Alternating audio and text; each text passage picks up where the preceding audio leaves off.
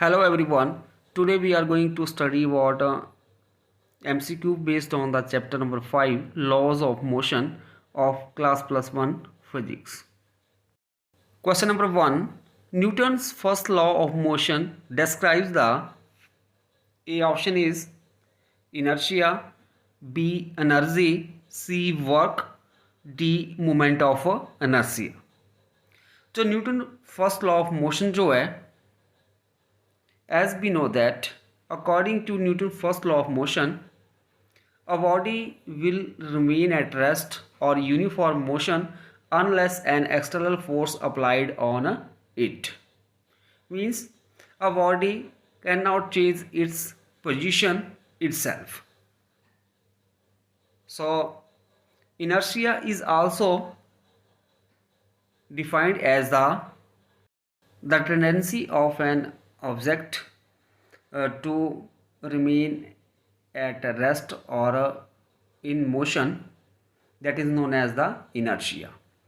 जैसा कि हम जानते हैं according to first law of motion जो है न्यूटन का, कोई भी बॉडी जो है वो रेस्ट में है तो रेस्ट में रहेगी और मोशन में है तो वो मोशन में ही रहेगी जब तक उसके ऊपर कोई एक्सटर्नल फोर्स एक्ट नहीं करती है, जिसके कारण कि उसकी पोजीशन जो है वो चेंज हो पाए. सो जिस कारण जो बॉडी जो है अपनी पोजीशन को बनाए रखती है उसको हम क्या बोलते हैं, that is known as the inertia.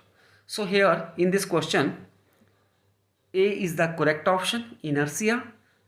The Newton first law of motion describe the inertia. Question number 2, inertia is the property of a body linked to tendency of a body. A option, to resist any change in its state. B option, to change the momentum.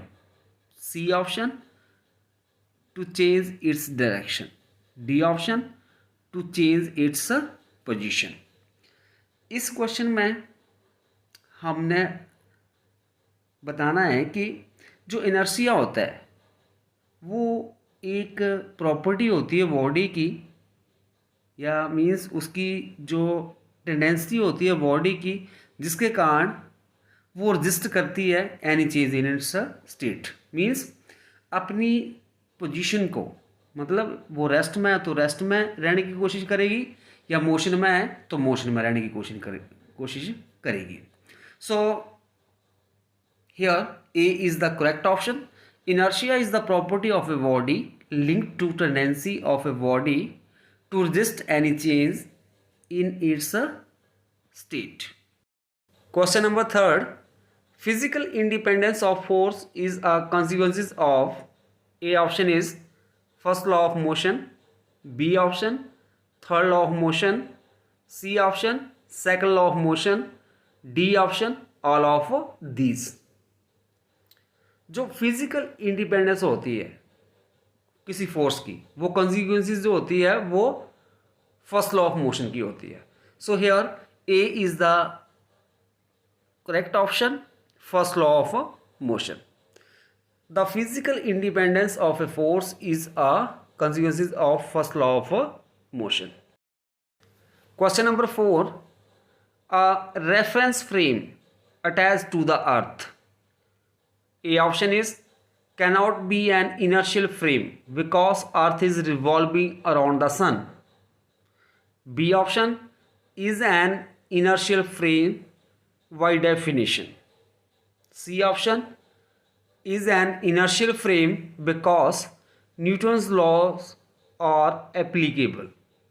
D option is an inertial frame because the earth is rotating about its own axis.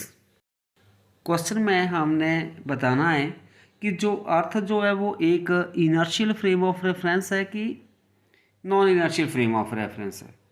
सो हम जानते हैं कि जो inertial frame of reference होता है वो either at rest होता है और moving with the uniform velocity, उसको हम बोलते हैं inertial frame of reference.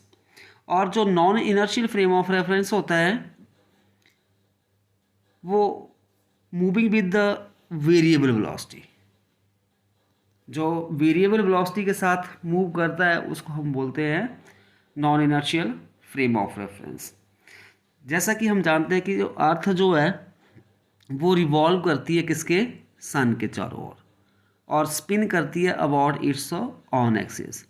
So it is a rotating frame of reference, hence as such earth is a non inertial frame of reference. So इस question में हमारे पास ए ऑप्शन जो है वो करेक्ट ऑप्शन होगी। A reference frame attach to the earth cannot be inertial frame because earth is revolving around the sun. Question number 5. The direction of impulse is A option same as that of the net force, B option opposite to that of the net force, C option same as that of the final velocity, D option same as that of the initial velocity. As we know that a large force that acts on a body for a very short time is called impulsive force. Impulsive force क्या होती है? Large force, मतलब किसी body के ऊपर जब कम समय के लिए लार्ज फोर्स एक्ट करती है तो वो किस तरह की होती है? इम्पल्सिव फोर्स होती है। और जो इम्पल्स होती है वो प्रोडक्ट होती है किसकी? फोर्स एंड टाइम की। मतलब impulse is equal to the product of force and time. और जो डायरेक्शन होगी इम्पल्स की वो सेम होगी as that of the applied force. So in this question A is the correct option. The direction of impulse is same as that of the net force. Question number 6. When a body is stationary, A option, the combination of forces acting on it balances each other. B option, the body is in vacuum. C option, the force acting on it is not in contact with it. D option, there is no force acting on it. जब कोई body जो है stationery मतलब इन ए state of rest मतलब rest में होती है, तो इन दैट केस जो भी हमारे पास फोर्सेस एक्ट करेंगी उस बॉडी के ऊपर, that forces acting on the body balances each other. तो here A is the correct option. When a body is stationary the combination of forces acting on it balances each other. Question number 7.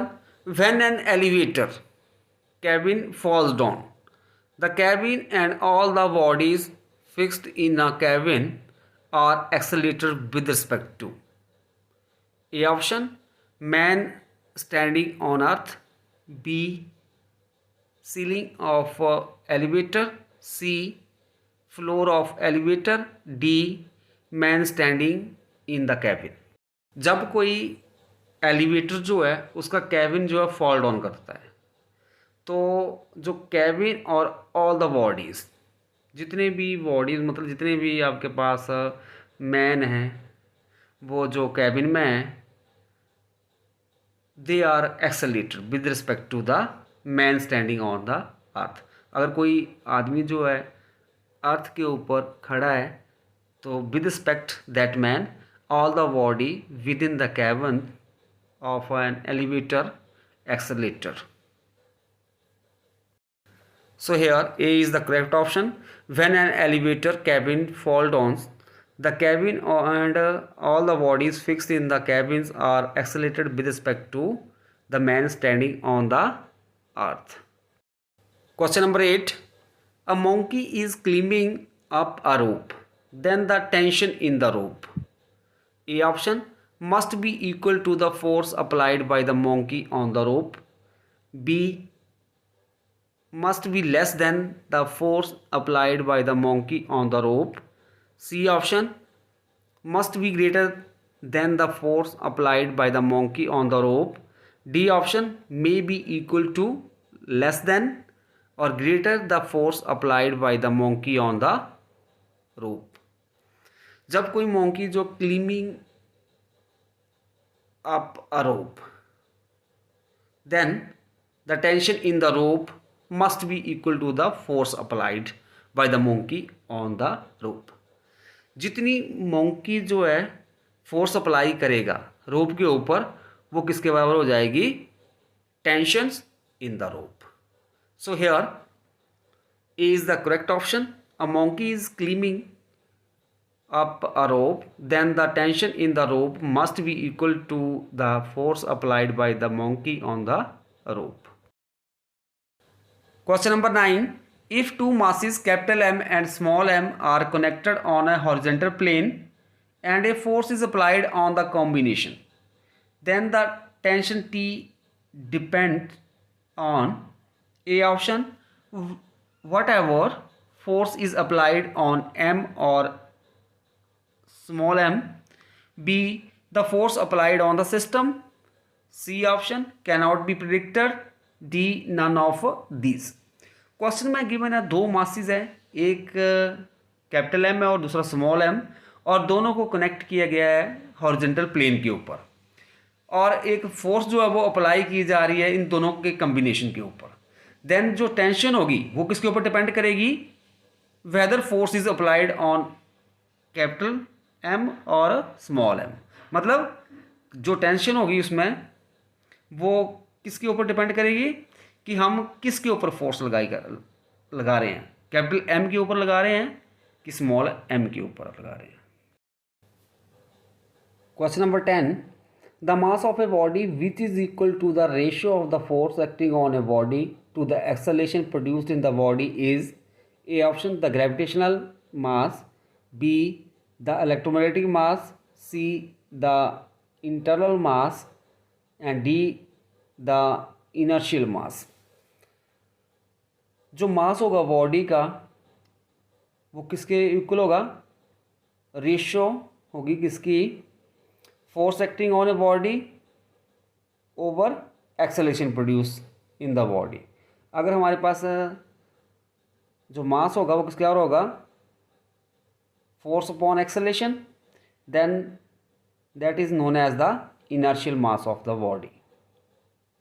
So here D is the correct option. The mass of a body which is equal to the ratio of the force acting on a body to the acceleration produced in the body is the inertial mass.